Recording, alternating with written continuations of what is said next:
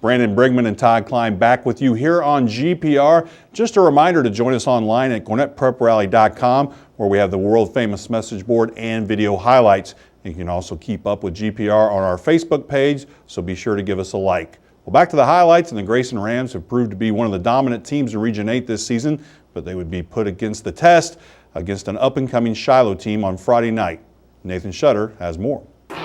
Shiloh pumped up for their home game against Region 8 foe Grayson. First quarter, Generals on the move. Devontae James unleashes it downfield to Donald Clark, who tumbles his way inside the 10-yard line. The drive would stall, and Shiloh would have to attempt a 31-yard field goal, but the kick sails wide right, and we are scoreless after one.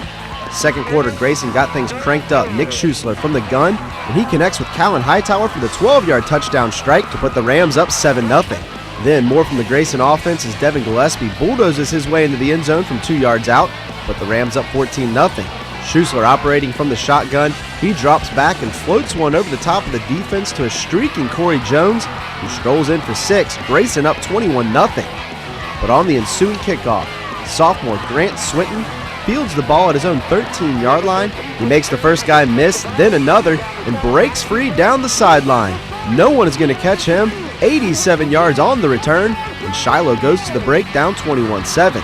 Second half, Grayson on offense following a fumble recovery, and it's Schuessler airing it out to Callan Hightower for the 38-yard touchdown. Rams extend the lead to 28-7. Later in the quarter, Schuessler avoids the sack, and he's going to take off. 13 yards on the touchdown run. Rams in control, up by 28. Shiloh now down 42-7, but they are still fighting. Devontae James fires a strike to Clayton Smith, and he uses his legs to pick up an extra 25 yards deep into Grayson territory. The Generals would cash in on a Brandon Wise touchdown run, but it was Grayson picking up the victory on this night, 42-14 over Shiloh.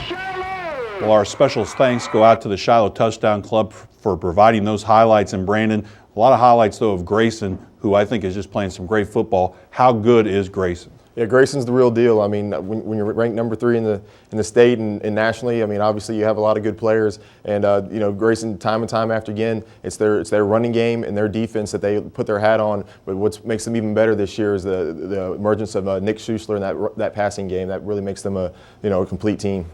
Time now for Will's World, the Brandon Brigman edition. We put 60 seconds on the clock. We get in the mind of our very own Brandon Brigman, and it's brought to you by Breda Pest Management. Yeah, first off, don't count Collins Hill out of the playoffs race just yet. You know, they're 2-3 right now, but they were 2-3 at this point last year, and this is when they went on their run all the way to the state semifinals. They're 1-1 in the region, tied with Mountain View right now, but you know, they still have a chance to get a high playoff seed.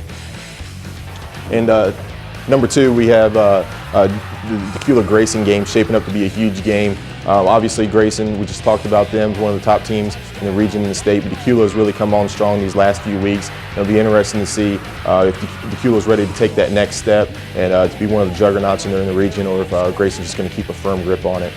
And the last thing is Maya Moore, the pride of Collins Hill, coming back to Atlanta this week in the WNBA Finals with the Minnesota Lynx. They're going to play Friday night, and then possibly a Game 4 on Sunday. And so it's great to have Maya back here in Atlanta.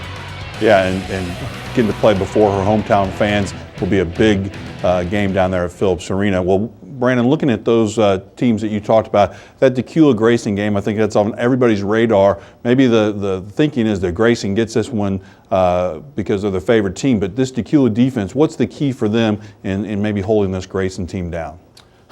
Well, I think what they've been doing is just not allowing that many big plays, and if you do, regroup yourself. I mean, obviously Grayson's going to be able to hit you with Nick Schuessler with a big pass there every once in a while, or maybe a run that they're really known for. But once you get down in that red zone, that's when you really got to hunker down and try and hold them to a field goal. Yeah, it'll be interesting to see how Decula's defense stands up. Well, time now to focus on standout performances, so let's move on to this week's building blocks. They're presented by Britt's Home Furnishing, and first up is Brandon Goodson from Decula. Yeah, Brandon Goodson, I got to see him play earlier this year. I really like him. He's a solid player. He was 6-6 passing, 137 yards, 2 TDs last week. And, he's not going to do anything flashy. He's just a good, solid player. He's going to complete about 55–60% of his passes every game. If you look at his numbers, it doesn't compare with some of the top quarterbacks in the county, but the number one stat he has is winning. Zach Moon from Brookwood, he's really emerged ever since that Dome game at the beginning of the season. His first start, I'll be honest, he didn't look all that great, but last week against South Gwinnett, he looked like a 3-year veteran, filling in nicely with the graduation of Ben McLean, and I'm looking forward to watching him emerge as one of the top quarterbacks in the county. And then we talk about Marcus Cox. What a great game for Decula. Going to need some offense too when they go play Grayson. Yeah, Marcus Cox, this guy, he's pretty fun to watch. If you haven't seen him yet, I think he's worth the price of admission.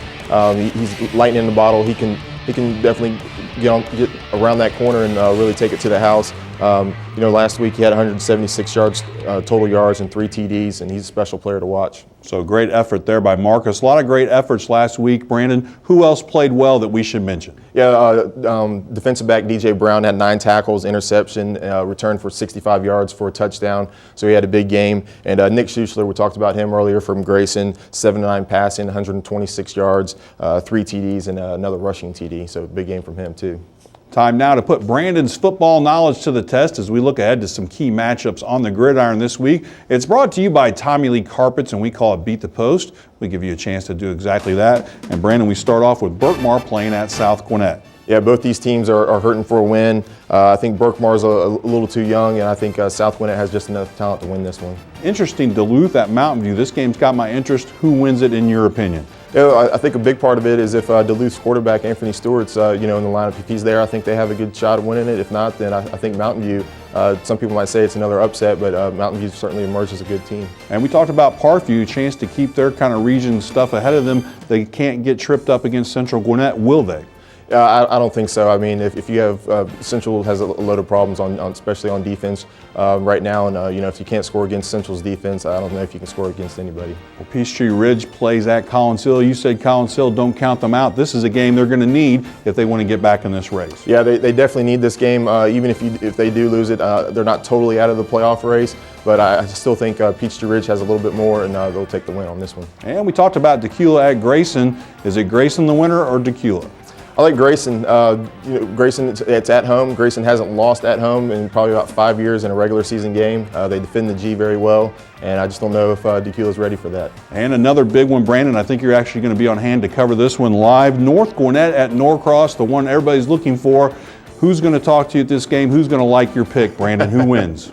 I like Norcross in this game. I've seen them play twice. I will say I haven't seen North Gwinnett live in action this year, and I just really like what Norcross has done. They have fast offense, but they're definitely going to be challenged against a very good North Gwinnett defense. Well, you heard it right here. Brandon says Norcross gets the win. Come up and see him at the Norcross game and tell him what you think of that pick. All right, we're out of time, but please join us next week for more highlights and features on Gwinnett Prep Rally every Tuesday through Friday right here on GCPS TV.